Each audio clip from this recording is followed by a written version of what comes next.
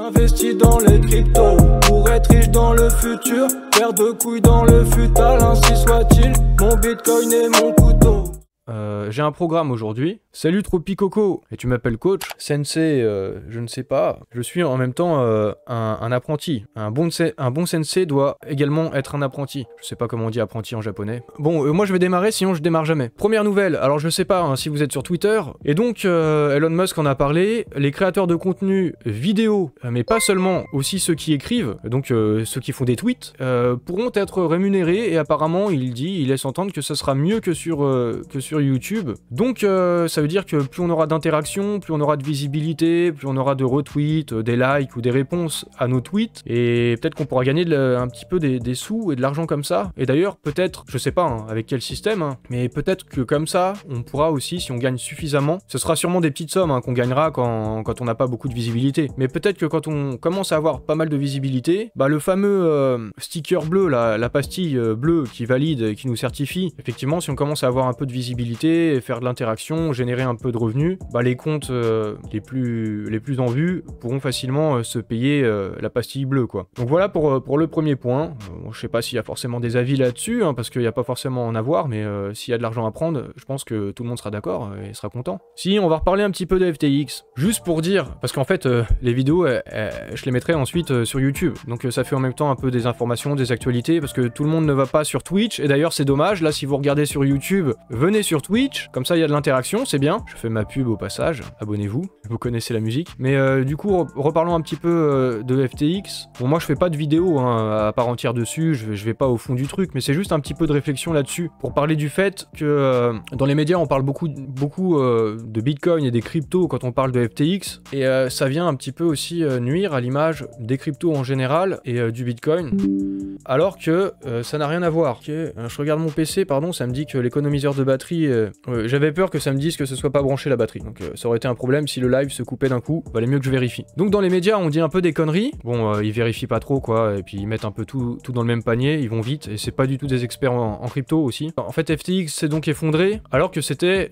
le meilleur ami, on peut dire, du régulateur américain, c'était validé par les autorités financières, et pourtant ça a pas du tout empêché FTX de voler ses clients. Donc quand on parle de régulation, souvent c'est au nom de la protection des clients, pour empêcher les scams, les arnaques, etc. Bah pourtant la preuve que la régulation, il semblerait que ça n'empêche pas du tout qu'il y ait des scams, un scam à grande échelle, et que les clients soient lésés, pour ne pas dire baisés. Donc voilà, bon je suppose que vous êtes d'accord avec ça, je pense. Il y a une objection, une remarque, un avis. Le plus drôle, c'est que les politiques veulent encore plus de régulation. Oui, bah ça sert d'argument. En fait, ils étaient prêts déjà à réguler hein, depuis un moment. L'affaire Terra Luna, ça les a un petit peu... ça a donné du crédit aux besoins de régulation. En même temps, ça peut être légitime hein, qu'il y ait de la régulation, des standards, c'est plutôt normal ça, c'est plutôt normal. Pour le commerce, par exemple, il y a des standards dans un pays ou dans des zones économiques, bah pour la finance aussi. Donc quelque part, c'est normal qu'il doit y avoir à un moment des règles et des normes. Mais donc là, FTX, ça justifie encore plus ça. Qu'est-ce que tu voulais dire, Chorizor? Tu es pour une régulation, mais pas une régulation avec les points là. Ça veut dire quoi? Pas une régulation de merde? C'est peut-être ça. Je sais pas si j'ai deviné ta pensée. Donc Chorizor, tu disais que t'es pour une régulation de l'écosystème crypto, mais pas une régulation ouais, qui fout la merde, nocive, qui vienne nuire. Nuire, peut-être, tu veux dire, au développement de projets. Et c'est une des craintes en Europe, ouais. Bon, on sait pas, mais bon. Passons au sujet suivant. Enfin, sujet suivant. Ah non, c'est toujours un peu le même sujet. Oui, là c'est un tweet d'Anis Lagenev. Donc comme il dit, effectivement, en parlant de SBF, c'est un escroc, il a volé des milliards, il devrait être... alors en prison tout de suite peut-être pas, mais il devrait être un peu plus inquiété qu'en ce moment. On le voit dans des vidéos, on voit il est dehors en liberté, tranquille, il est dans des épiceries, on le voit faire ses courses, enfin, il a pas l'air inquiété du tout. Pour quelqu'un qui a fait perdre des milliards et des milliards à des, je sais pas, des centaines de milliers de gens, peut-être des millions en fait, bah c'est pas normal quoi, merde. Enfin, ça me fait penser au fait que j'ai déjà vu des nouvelles de SDF par exemple qui avaient volé pour manger, bah ils se retrouvaient en prison, prison ferme, en France hein, je parle. Hein. Donc un petit problème de justice, c'est un peu dégueulasse quand même. Et donc en plus bientôt, le 30 novembre, SBF va participer à une conférence, hein, il va être là en tant que speaker, une conférence organisée par le New York Times. Voilà, c'est bizarre, non? Je trouve ça bizarre, il est pas tellement inquiété, je suis pas le seul à trouver ça bizarre, hein, beaucoup parmi vous également. Il y a Elon Musk qui en parle aussi, et il dit que si SBF était aussi doué pour gérer un exchange de crypto qu'il ne l'était pour soudoyer les médias, FTX serait toujours solvable. Pardon, je bafouille, mais c'est une belle pique. Il a dit autre chose aussi, Elon Musk, parce que là, sur le compte, c'est lié au New York Times, Deal Book, où en fait, ils annoncent SBF à la conférence, en tant que speaker. Il y a Elon Musk qui a dit que c'était une des plus grandes fraudes journalistiques du 21e siècle, quoi. Parce qu'en fait, là, ils écrivent quoi? En annonçant SBF comme speaker, ils parlent de Sam Bankman comme étant quelqu'un qui a lancé sa société FTX, et en fait, c'est un philanthrope et tout, qui dépense des centaines de millions de dollars en contributions politiques et caritatives, et en investissant dans les médias et dans l'immobilier. En fait, c'est un mec bien, quoi. C'est un mec clean. Aucune mention du fait que c'est un escroc, et il l'invite toujours à la conférence. Du coup, enfin, voilà, c'est pour ça qu'Elon Musk parle l'un des plus grands échecs de l'intégrité journalistique américaine, états-unienne, du 21e siècle. Qu'est-ce que vous en pensez? Des commentaires? C'était qui me disait déjà que j'étais un sensei? Je sais plus, j'ai oublié. Mais je suis aussi un apprenti, comme je disais, et voilà, quoi. Faut aussi essayer de se renseigner et avoir des avis multiples, essayer de faire son idée ensuite. Essayer de démêler soi-même avec le discernement qu'on peut essayer d'avoir, quoi. Mais en tout cas, voilà, c'est toi, Tropicoco, qui me disait que j'étais un sensei. Mais oh merde, ça me dit que j'ai plus de batterie, mais c'est bien branché. Attendez, on risque d'avoir une coupure. Ah non, je sais, c'est le câble qui est mal branché là. Voilà, c'est bon, c'est résolu. Putain. C'est comme les Elcamex.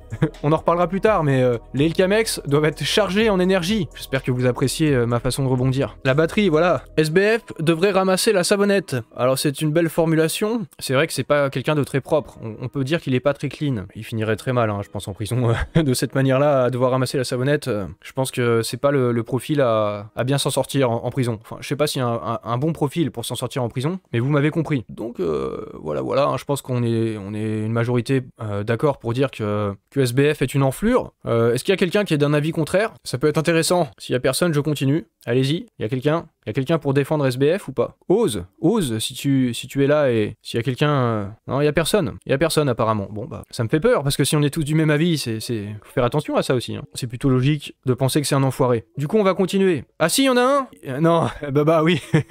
Ça me fait penser au film La vie de Brian. Je sais pas si vous connaissez des Monty Python. C'est un gag dans le film. Il y en a toujours un. Il y en a toujours un pour être d'un avis qui diffère de la majorité. Et c'est tant mieux aussi. Mais bon, là, je pense que c'est de l'ironie. Ou en tout cas, s'il y en a un, il est pas ici. Mais justement, là, on va continuer un peu de parler d'FBF. J'ai fait un tweet et qui a été pris de différentes manières. Il y a eu beaucoup d'interactions, il y a eu pas mal de likes, pas mal de retweets, et aussi beaucoup de commentaires en réponse, beaucoup de gens qui ont répondu, et des gens qui étaient pas du même avis, et qui ne comprenaient pas forcément la même chose sur ce que j'avais dit. Ou du coup, généralement, c'est que c'est un bon tweet. En termes d'interaction, si on en revient à cette nouvelle Elon Musk disant qu'on va être rémunéré en faisant des vidéos et avec nos écrits, c'est un tweet qui serait bien rémunérateur. Et donc, je vais vous lire le tweet, et puis vous allez me dire un peu ce que vous en pensez, et comment vous percevez ça. Du coup, je disais, on parle beaucoup de FTX, mais les banques utilisent l'argent de leurs clients et se prêtent entre elles de l'argent qu'elles n'ont pas, du coup, hein. C'est l'argent de leurs clients, elles le prêtent, du coup, quand elles le prêtent,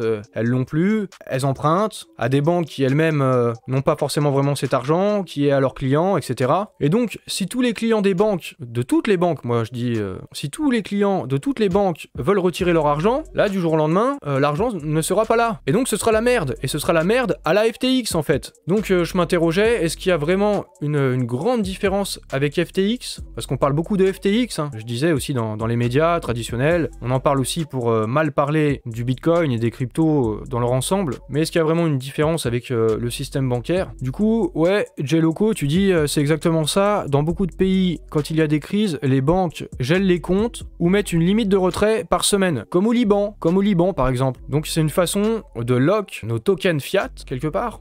D'ailleurs, est-ce que vous avez déjà essayé de retirer une grosse somme, que ce soit en liquide, je crois même pour faire des virements bancaires ou des chèques d'un montant important? Je crois que c'est à partir de, ou au-dessus de 9 999 €. Mais en fait, même si c'est ton argent, on t'empêche de le faire. Donc ça revient un peu à des tokens qui sont lock, en fait. C'est des tokens bloqués, quelque part, dans la banque. banques aussi. Et c'est illiquide. Si on veut tous récupérer notre argent demain, on ne pourra pas. C'est des LK dollars ou des LK euros. Mais oui. Donc pour toi, Cycle, il n'y a pas de différence. Alors, aucune différence avec le système bancaire? Pas tout à fait. Ça fait partie des choses qu'on m'a dit aux commentaires. La différence, alors on m'a dit, si ta banque fait faillite, mais moi je parlais de toutes les banques, en général en fait. C'est si on commence à prendre conscience que c'est le même système que FTX et que tout le monde veut retirer, c'est la merde. Mais du coup, on m'a répondu, s'il y a une banque qui fait faillite, elle pourra être sauvée par l'État, elle pourra être renflouée, et puis bon, il y a la Banque centrale, il y a des institutions derrière qui permettent de garantir, d'avoir des garanties et tout ça. Bon, je dirais, ok, mais bon, le problème c'est que si toutes les banques tombent, ce sera la merde en fait. Si on va tous demain retirer, c'est foutu en fait. Il y aura rien qui pourra rien garantir du tout. Et à ce moment-là, ils vont bloquer les banques, ils nous empêcheront le retrait. Donc voilà, il y a d'autres personnes aussi qui ont compris dans ce tweet que j'excusais, que j'atténuais, que je diminuais, que je défendais SBF. Il y a des gens qui ont compris ça. Donc comme quoi, apprenez aussi, puisque je suis un sensei apparemment, ça va être le thème de la vidéo, apprenez aussi que on regarde tous la même chose, on regarde tous le même tweet, mais on comprend pas la même chose. Il y a aussi Alpha One, si vous connaissez un rappeur, il dit on peut lire le même livre, mais on comprend pas forcément la même chose. C'est un peu la même idée. Il y a des gens qui ont compris quelque chose de complètement contraire à pourtant ce qui était ma pensée. Donc attention aux interprétations d'une manière générale, partout. On est un peu prisonnier de nos propres interprétations et ça dépend des choses qu'on comprend pas, qu'on connaît pas. Bon, on va passer à un sujet suivant, parce qu'il faut avancer, hein. Après, je me tape des montages de malade et je prends du retard. 30 000 milliards de positions futures pour la BNP. D'accord. On est dans la merde. On est dans la merde, hein, je vous le dis, hein, vraiment. Quand les gens vont comprendre qu'il n'y a pas de garantie, que les fiat c'est des shitcoins, bah on va vraiment être dans la merde. Enfin, nous on aura des cryptos, donc on sera peut-être un peu moins dans la merde. C'est bien les banques, c'est moyen, ça dépend. En soi, en fait, avoir un système bancaire, pouvoir être bancarisé, en fait, c'est nécessaire à une économie, notamment pour des entreprises, pour avoir son argent quelque part, pas forcément l'avoir sur soi et pouvoir se faire braquer à tout moment. Donc voilà, c'est censé apporter ça, en fait, une banque, hein, une certaine sécurité, et puis faciliter la fluidité de la masse monétaire, hein, en gros, que ça circule et que ce soit bon pour l'économie. Mais c'est un système qui a été perverti et abusé. Enfin bon, en tout cas, c'est mon avis. Et puis finalement, c'est devenu de la merde. Voilà, pour résumer. Mais tant qu'on réalise pas que c'est de la merde, on a confiance. Donc c'est un peu comme beaucoup de choses. Voilà, bon, c'est mon avis. Hein, on n'est pas obligé d'être du même avis, mais bon. Beaucoup de gens dans la crypto et surtout beaucoup de gens qui sont toujours dans la crypto dans cette période de bear market, beaucoup de gens sont un peu de cet avis et ça fait partie des raisons pour lesquelles on s'est mis dans la crypto. On anticipe peut-être,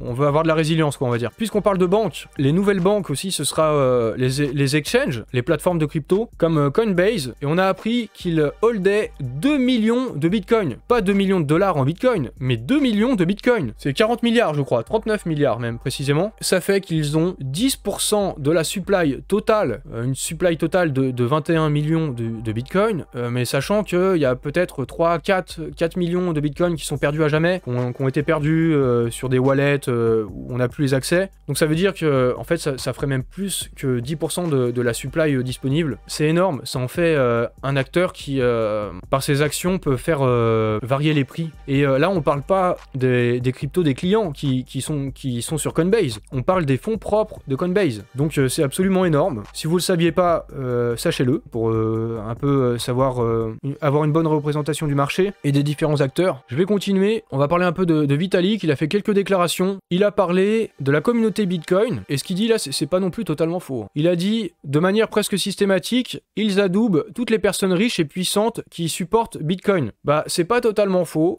franchement c'est plutôt vrai. Si un mec riche qui apporte son soutien à Bitcoin, bah, on est content, non? Sans être maximaliste Bitcoin pour autant, hein. Donc ça c'est pas faux. Mais en même temps, la plupart des riches et des personnes de pouvoir influentes, riches et puissantes, bah elles supportent pas Bitcoin. Donc c'est peut-être aussi pour ça qu'on adoube, comme il dit, les riches et puissants qui supportent Bitcoin. Je pense, c'est ma perception. Sinop, toi tu adoubes un Roumain, même peut-être plusieurs. Tu es à contre-courant, Sinop.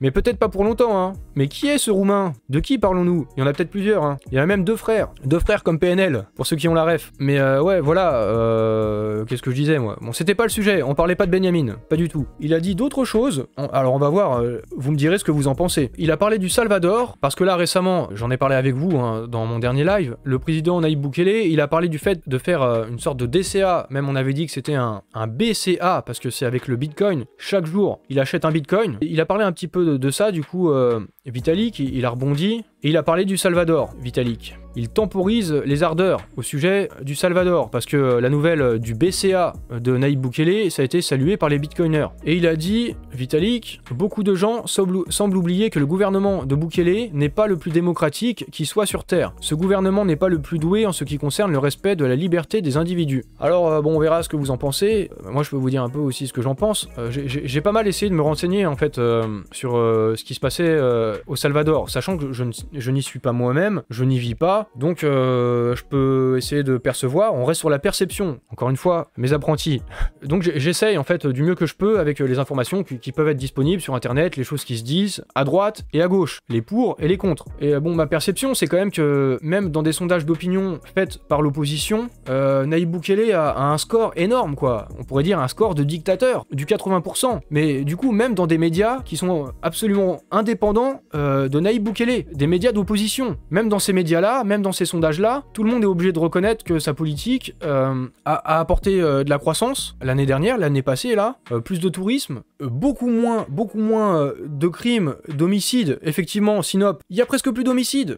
C'est devenu un des pays les plus safe en l'espace d'un an d'Amérique latine. Enfin, moi j'ai l'impression, mais c'est mon impression de loin, faudrait que j'y aille un jour peut-être au Salvador, que j'aille voir moi-même. Mais bon, quand il parle du fait que c'est pas le pays le plus démocratique sur Terre, c'est pas le gouvernement le plus doué en matière de respect des libertés, des individus et tout ça, bon j'ai envie de dire, est-ce qu'on est bien placé en Europe pour dire ça, ou en France même, hein, je sais pas quel est votre avis, mais je suis pas sûr que ce soit non plus tip top au niveau de la liberté d'expression, liberté des individus, la liberté d'une manière générale et les aspects démocratiques. Je sais pas ce que vous en pensez, on peut continuer, on va continuer, vous avez peut-être d'autres remarques, j'en sais rien. Ouais, Picafou qui dit, face à un pays rongé par le crime, t'es obligé de sévir gravement. Ouais, c'est pas la même façon d'agir, parce qu'il y a eu de grosses arrestations, beaucoup d'arrestations. Alors comment il s'appelle déjà, je sais plus le nom du gang, il y a un gros gang au Salvador, des mecs tatoués de partout, c'est pas les MS-13C je crois, je suis pas sûr. Ah bah si c'est ça, Sinop, c'est ça, MS-13C,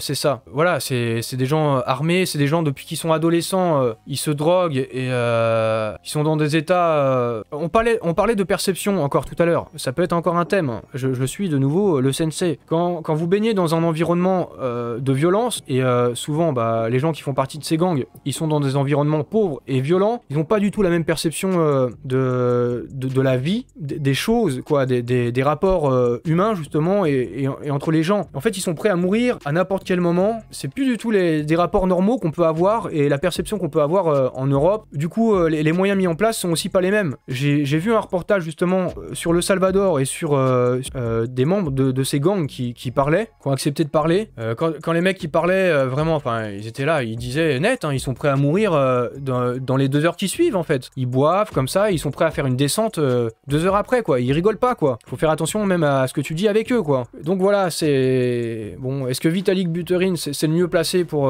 parler? Est-ce qu'il connaît ces choses-là? Bon, c'est quelqu'un de très doué, hein, intellectuellement. Mais bon, j'aimerais bien le voir face à des MS stressés, justement, Vitalik. Bon, je pense qu'il pourrait essayer de faire un rap, peut-être, je sais pas. Je suis pas sûr que les MS stressés seraient convaincus. Et puis bon, on pourrait même dire que peut-être Vitalik Buterin copine aussi lui-même avec des gangs et des forums économiques mondiaux. J'en dirai pas plus. Et puisqu'on est sur le Salvador, parlons un petit peu des Volcano Bonds de Bukele. Ça avait pris du retard, normalement ça devait venir en avril, je crois. Mais bon, ce n'était que partie remise, parce que ça y est, ça va être fait. La présidence du Salvador transmet aux législateurs un projet de loi sur les valeurs mobilières numériques, ce qui rapproche le pays d'une levée de fonds d'1 milliard de dollars via la première obligation souveraine au monde basée sur la blockchain. Les Volcano Bonds permettront au pays d'accroître ses stocks de Bitcoin. De plus, l'État veut investir dans l'exploitation énergétique et minière de Bitcoin en utilisant la géothermie volcanique. En échange, les investisseurs là, qui vont participer à cette levée de fonds d'1 milliard de dollars, ils obtiendront un rendement de 6,5% sur la somme investie et recevront des dividendes en Bitcoin par le biais de la plateforme Blockstream. Donc voilà pour la nouvelle sur les Volcano Bonds. secondes. Finalement, ça va se faire. T'as pas Twitter incognito? Bon, bah, personne n'est parfait. Non, je déconne. Mais peut-être que bientôt, il faudra avoir Twitter. Hein. On va voir ce que va nous préparer Elon Musk. On verra. Toujours au sujet de Bitcoin. Du coup, aujourd'hui, je parle pas mal de mon Bitcoin et de mon couteau n'est jamais bien loin. Bon, je le range. Je vais pas faire peur. Du coup, une statistique que nous donne Good Value Crypto sur Twitter, notamment si tu vas sur Twitter incognito un jour, tu pourrais le suivre. Il donne des bonnes informations. Et là, par exemple, les holders de Bitcoin tiennent la barre coûte que coûte, comme il dit. Il y a 67% de la supply qui est désormais détenue depuis plus d'1 an. C'est un nouveau record, malgré le food en ce moment, malgré les problèmes de confiance, malgré le bear market, malgré que le prix soit si bas et se soit éclaté de presque 75% depuis le top il y a à peu près 1 an. Bah, malgré ça, il y a toujours 67% des wallets sur lesquels les bitcoins ne bougent pas depuis plus d'1 an. Donc ça c'est quand même plutôt une bonne nouvelle, tout le monde n'est pas en train de vendre ses bitcoins. Et autre chose qui finalement avec le recul pourrait s'avérer une bonne nouvelle, avec le recul peut-être que 2022 aura été une année exceptionnelle, une opportunité incroyable pour investir sur le bitcoin et sur les cryptos, parce que comme on le voit ici, en fait il y a eu 3 années négatives sur le bitcoin, et en fait là on vit la deuxième année où il y a une plus forte chute du prix. Du coup c'est une année exceptionnelle. Bah voilà, là par exemple en 2018 c'était un très bon moment pour investir, comme en 2014. Donc on peut penser que 2022 c'est un excellent moment si vous avez fait des investissements sur 2022, même si ça a baissé depuis, parce que bah forcément là on est au plus bas peut-être, enfin pas sûr encore, mais on espère qu'on est en train de toucher le bottom ou qu'on va le toucher bientôt. Mais du coup voilà quoi, c'est probablement un très bon moment pour investir, et on le saura au prochain bull run, on verra. Il y a des chances aussi que vous tous là qui soyez là en ce moment, vous avez des cryptos, vous avez peut-être investi ou réinvesti sur cette année 2022. J'espère que vous serez toujours là en 2024, 2025, qu'on sera là tous ensemble et qu'on sera tous contents. Et vous qui êtes là, vous êtes du coup des OG comme on dit dans la crypto, des early, et vous pourrez dire que vous étiez là pendant ce pire moment et que vous avez investi. Et oui, et on sera riche,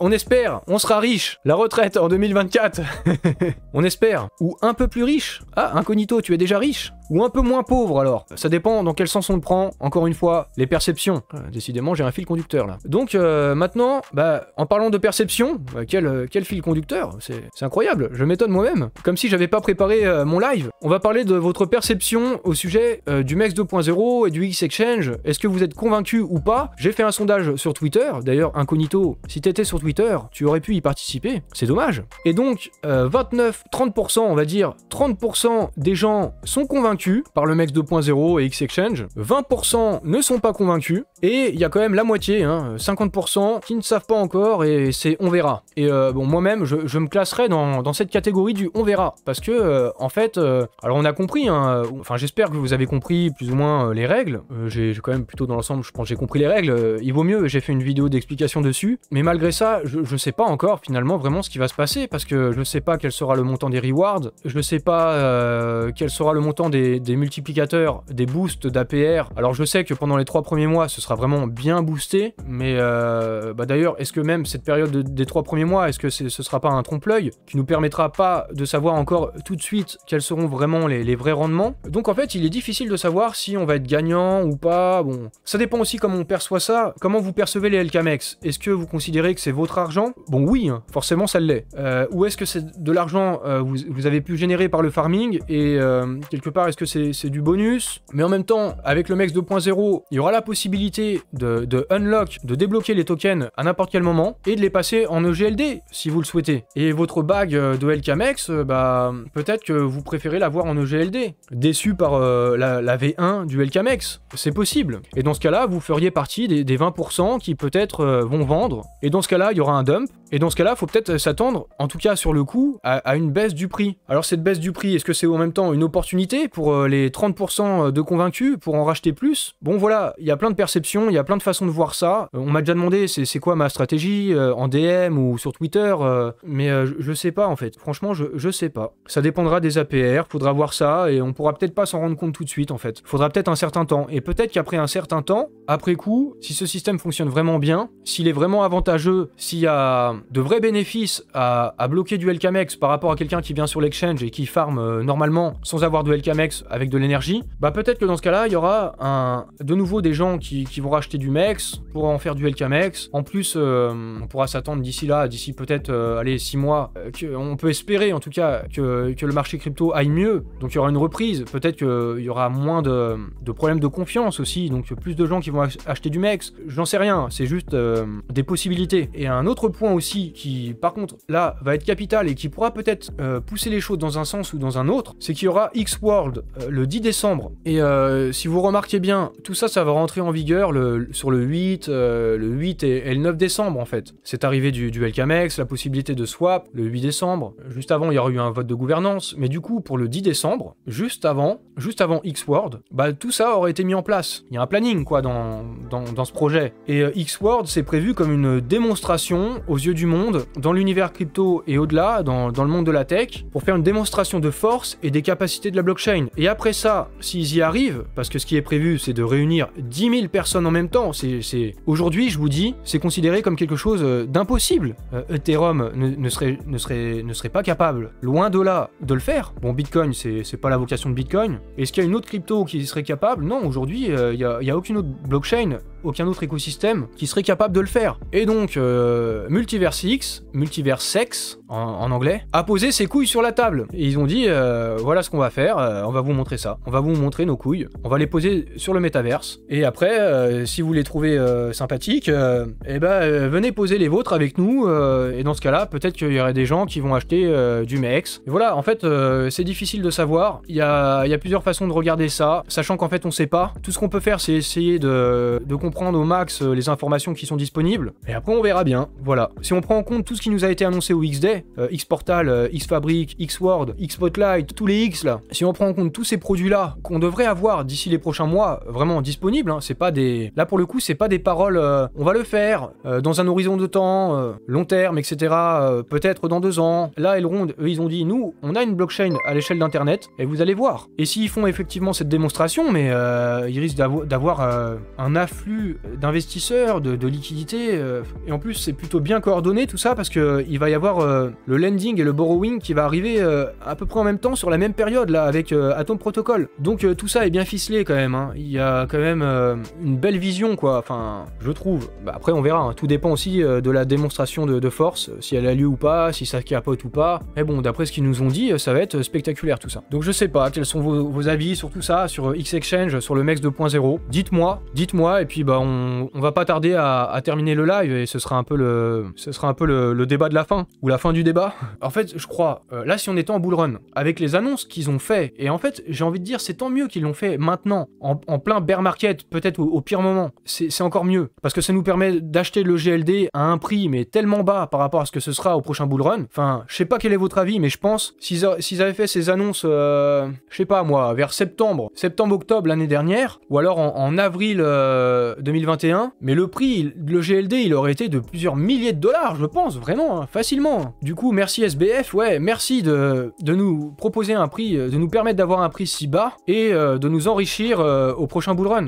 Bon, en tout cas, c'est ma perception, hein, je sais pas quelle est la vôtre. Alors, Incognito, tu nous dis, tu vas attendre, observer, réfléchir, et ensuite agir. Est-ce qu'il y a d'autres avis que j'ai pas vus? Alors, le Mazoleur qui dit, toi, tu vas faire 20% bloqué pendant 4 ans, 40% bloqué pendant 2 ans, et 40% bloqué 1 an. Moi, j'avoue, je sais pas. Je sais pas. En plus, je passe beaucoup de temps à faire mes vidéos, donc j'ai pas eu le temps de bien réfléchir à une stratégie. Du coup, là, je dis pour les gens qui sont sur YouTube, l'intérêt, justement, d'être sur Twitch, c'est cette interactivité, et vous pouvez me faire part aussi de votre perception, de vos réflexions, et ça nous permet de se poser plus de questions et peut-être d'en savoir plus. Donc les avis sont tranchés dans le chat, allez-y, participez, ne me mettez pas un vent. Rien pour Stu, j'ai donné les règles, c'est tous ou au prochain, vous me trollez. Les modérateurs, agissez. Non, je déconne. Tous pour Chorizor, tous pour Petit Ours Brun d'Ardèche, et bonne soirée. Et bonne soirée, Petit Ours Brun. D'ailleurs, on va bientôt arrêter. Bon, on va bientôt arrêter. Hein. Bonsoir, le guys, tu viens d'arriver ou tu pars? Parce que là, nous, on va partir.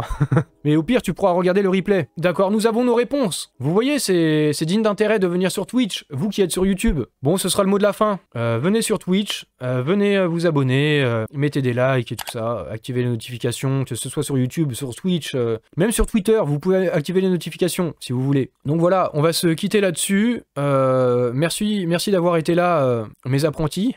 Mes apprentis de la perception, je garde le fil conducteur jusqu'à la fin. Et du coup, je vous souhaite une excellente soirée, comme toujours. On espère que tout se passera bien pour nous. On espère que le X-Word sera une putain de démonstration. On espère devenir riche dans 2-3 ans. Et c'est la coulée douce dans des endroits paradisiaques. Voilà, sur ce, salut à tout le monde. Et je coupe le live. À la prochaine.